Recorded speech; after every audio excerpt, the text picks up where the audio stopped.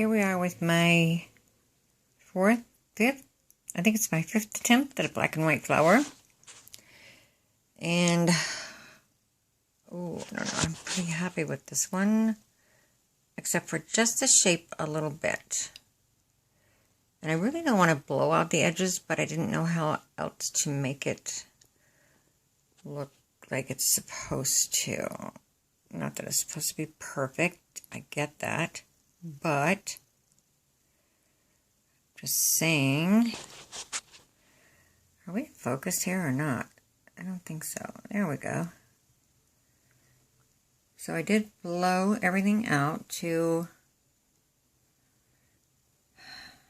somewhat of a petal shape. So they look more like petals anyway, but the effects are amazing. And I didn't put, oh, look, there's Pinocchio. Hi, Pinocchio. Oh my gosh, the things that you see in these paintings. Crazy, right? So it looks kind of 3D, doesn't it? Like you could, I don't know, look at this when you turn it this way. It looks like that's just like up and flowing over like a big ridge there, doesn't it?